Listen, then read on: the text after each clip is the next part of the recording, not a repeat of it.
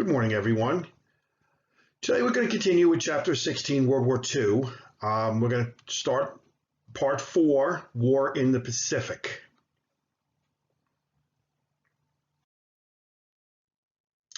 Now, in the 1930s, a fascist government is in Japan. They're becoming more militarized. Members of the Army and the Navy start getting positions in the government. It's dominated by the military. And Japan starts getting an interest in controlling Asia. All right, Japan felt that they were the superior race and should be in control. They were like it was like the Superman race. It was like Nazi Germany, except it was in the Pacific. Japan had the same superior attitudes toward other Asian races like the Koreans, the Chinese, the Filipinos, the Indo-Chinese. So Japan desires to control them. They start in 1931 by, they had already controlled Korea. They had taken them in 1910 before World War I. But in 1931, they do seize Manchuria. Here we see them on the map. And you can see where Korea is already under control, and Manchuria, which is today part of China, will be their next conquest. Here we see the Japanese soldiers marching through China, and after one of their victories, giving their banzai cheer. Banzai means 1,000 years to the emperor, and so on. They still do it today, actually. It's really not a militaristic thing. It was mostly a cheer. Anyway, now Japan, you have to understand, Japan is an island and it has very few resources. There's no oil fields, there's no rubber, there's no mines that they can get steel from, at least not very much. So they're going to really, if they're going to build a military that's going to conquer the Pacific world, they're going to need these resources, and they don't have them on their island. So they're going to look to the south, to Southeast Asia for resources. Now in 1940, Japan captures French Indochina. This is modern day Vietnam, Laos, and Cambodia. It was at the time under the control of Vichy France. Now, the U.S. retaliates with an embargo of scrap metal and oil against Japan. Now, the Japanese Navy needs oil. 80% of their oil reserves came from the United States. Without them, the Navy is not really going anywhere. Now, on September 27th, to broaden their appeal, Germany, Italy, and Japan signed a treaty. This was known as the Tripartite Pact. The very top signature there, you can see Joachim Ribbentrop. He was the foreign minister for Germany. Below them is the Italian, Mussolini's foreign minister, which is actually his son-in-law. At the very bottom, we see that is Hiroshi Oshima. He was the Japanese representative. The very bottom one, somehow he's there, is the I believe that's the Hungarian representative. At that time, Hungary was had joined the Axis powers, but they're not really one of the major powers of the in the Axis army. But I guess they were invited, and they signed the treaty too. Now, Japan wanted to take control of the Dutch East Indies. Today, it is Indonesia, and their resources of oil and rubber. Here we see on the map the area that's in pink toward the bottom. You see it down here. There it is. I'm sorry. Don't have much room to point. Maybe I should do it this way. Oh, trouble is it's a mirror image on the thing, so when I point one way, it goes the other. Anyway, the area that's pink is the Dutch East Indies. So that's really what they're looking for. They want to control it because they need the resources. Now, Roosevelt is very critical of them doing anything. He's been criticizing them with China. He's been criticizing the U.S. government, and in fact has done the embargo. So Japan believed any attack would provoke a war with the United States. It wouldn't, There was no way in our isolationist attitudes that we would go to war for islands we couldn't even pronounce, like, or knew about Java, Sumatra. So it wouldn't have happened, but Japan didn't know that. So Japan didn't want a war with the United States, but needed the resources like oil that the U.S. wouldn't sell to them. So Japan started making plans to start a war with the United States. Now this will lead, of course, to the Pearl Harbor attack. Now Japan wanted a quick strike against the U.S. Pacific Fleet at Pearl Harbor. They believed it would knock America out long enough for the Japanese to capture the oil fields in Southeast Asia. So on December 7th, 1941, around 350 Japanese airplanes carried out a surprise air attack on the U.S. military bases in and around Pearl Harbor. Here we see pictures of the Japanese planes taken off from the aircraft carriers early in the morning. Here's Ford Island. Just to the top of Ford Island, you can see, let's see if I can do this here. Up here we see, this is Battleship Row. All right, this is where all our battleships are. They were all anchored right next to each other, which made it kind of easy for the Japanese planes to attack them. All right, get rid of that there. Here we see the Battleship Row surrounded in smoke, flames. This was the USS Oklahoma, which capsized. Hundreds of men were trapped inside.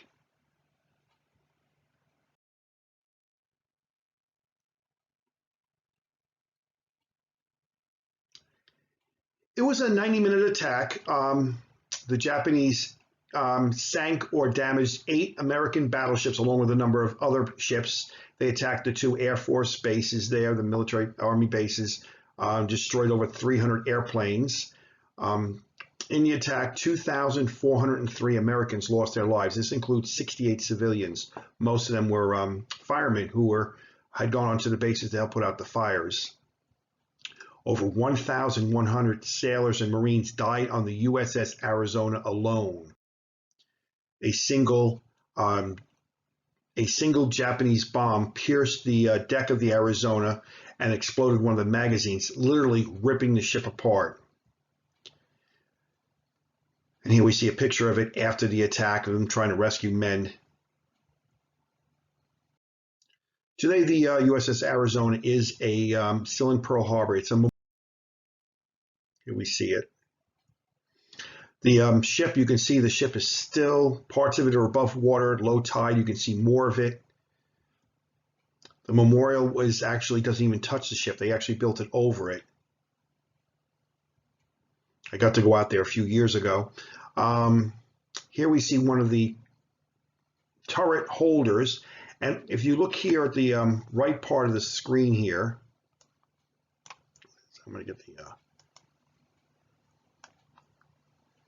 you see here, there's the oil that's slowly leaking from the Arizona. It's referred to by the military as the tears of the Arizona.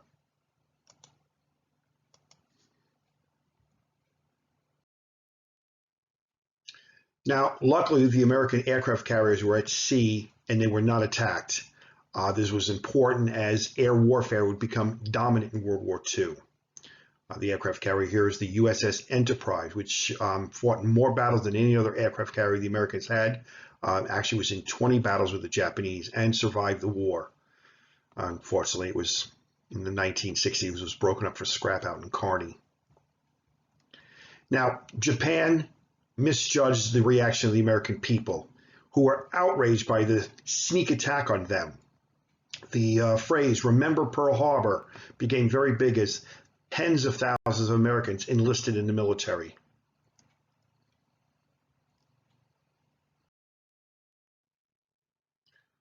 So the United States is now in the war. President Roosevelt gave the famous speech. I'm going to play a little part here for you.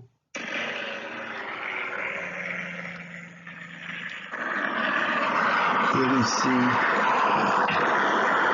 this is the attack on That's a video of the USS Arizona exploding. Mr. Speaker, members of the Senate, of the House of Representatives, yesterday, December 7th, 1941, a date which will live in infamy, the United States of America was suddenly and deliberately attacked by naval and air forces of the Empire of Japan. All right. The United States was Now that was the famous. That was the famous speech that FDR gave to Congress, and now the United States is in war with Japan.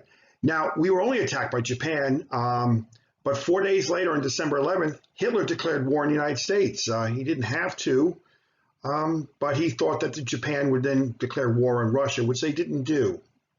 So this was a major turning point in the war that's going to allow America to join the war in Europe. This is a huge miscalculation by Hitler, a major blunder. And we'll talk about that later as it brings the power of the United States, the industrial power, I should say, of the United States, Great Britain, and the Soviet Union together, which will just overwhelm Germany, Italy, and Japan. Now, as we're in the war, we see this is one of the posters that came out, the caricatures of Hitler, Mussolini, and of course, very racist caricature of the Japanese leader, Tojo. Now, over the next 6 months, Japan conquers many American and European colonies. Here we see on the map of the Pacific, Japan setting out, spreading all over the Pacific, and pretty much since we had been fairly damaged in Pearl Harbor in that first attack, we really could do very little to stop them. We tried, but it wasn't very successful.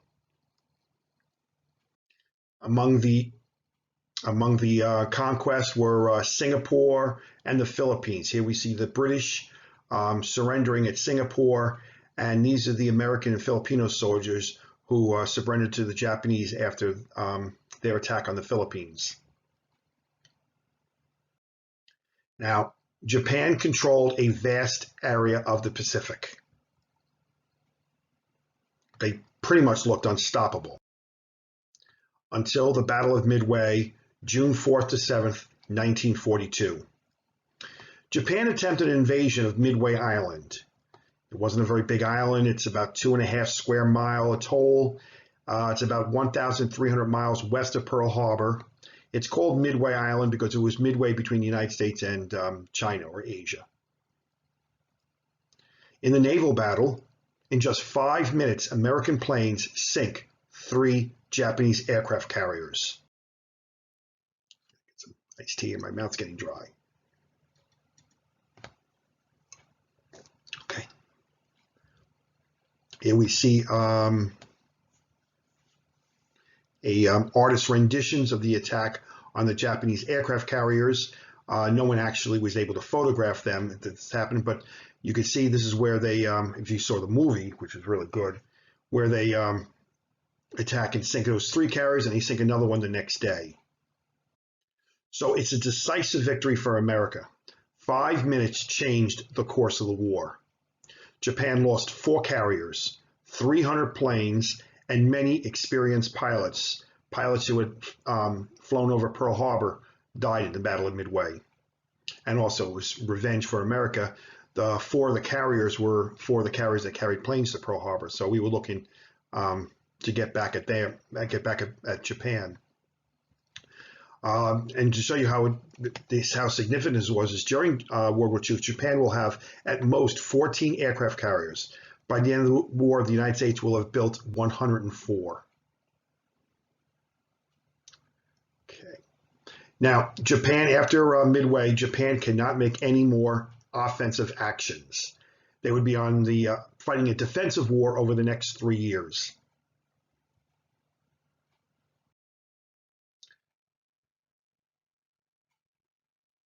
Now, August of 1942, the U.S. will start its drive towards Japan.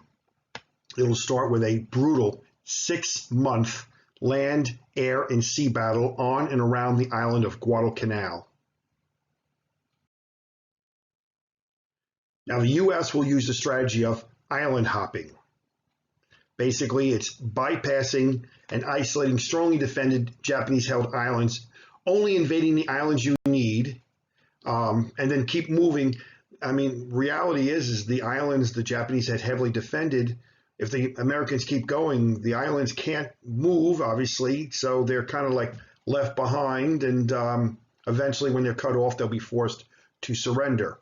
It would save time, and more importantly, it would save a lot of American lives.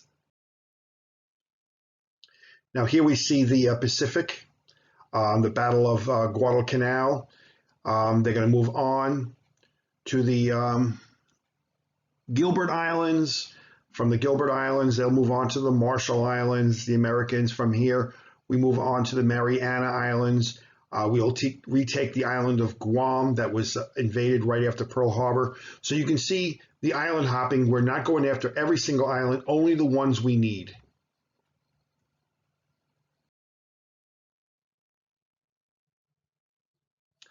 Now, the U.S. slowly took island after island, moving closer to Japan. But it was a brutal war. The Japanese fought to the death. Here we see the remnants of a banzai charge on the island of Guadalcanal, where they'll just keep on charging no matter how many of their soldiers die.